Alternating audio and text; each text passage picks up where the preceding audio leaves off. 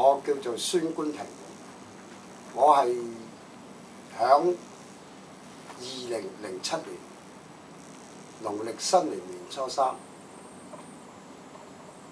發現個肝裏邊有個腫瘤。當知道有個腫瘤之後，嗰個腫瘤就已經爆開咗啦。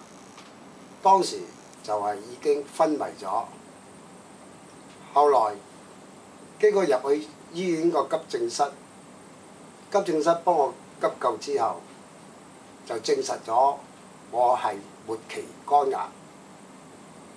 咁末期肝癌驗咗出嚟啦，醫生又話我唔可以做手術，因為個腫瘤太過大。後來經過做咗4次化療之後，都係冇得搞嗰種，因為係做唔到啦，擴散晒啦，擴散到落去肺同埋腎嗰度啦。之後呢，佢哋就同我講話，我就算做化療、食標靶都好，都起唔到作用啦。真係冇得醫啦，叫我翻去準備後事。但係我唔會向個癌低頭，我就周圍去揾另外啲醫生，西醫、中醫我都揾過晒。中醫方面呢，佢就開大量嘅藥，一大煲藥煲成1碗咁樣嚟飲。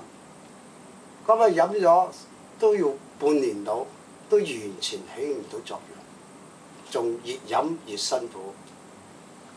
後來我經過朋友就認識到呢個空間醫學小方治大病，而且喺嗰度做舌診同埋做火灸同埋呢個能量按摩，之後我嘅身體慢慢一日比一日咁樣好過嚟。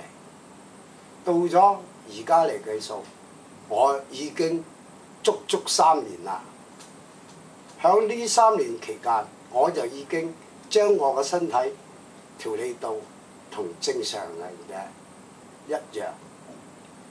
最得係喺呢個時候，你哋會問我依家個腫瘤仲係咪喺度呢？呢樣嘢我都唔知道自己個腫瘤係咪仲存在，但我自己個感覺，嗰個腫瘤同埋我係互不相犯，我唔會搞佢，佢亦都唔會嚟搞我。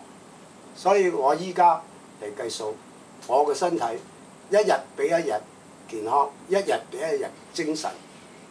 同時間，我喺治療期間，我亦都曾經學習郭志臣老師嘅動意功，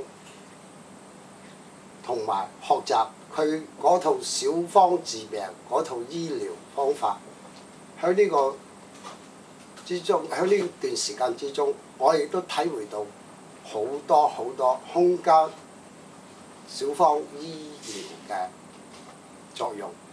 所以我特別喺呢度同各位講一聲，小方治大病係得嘅。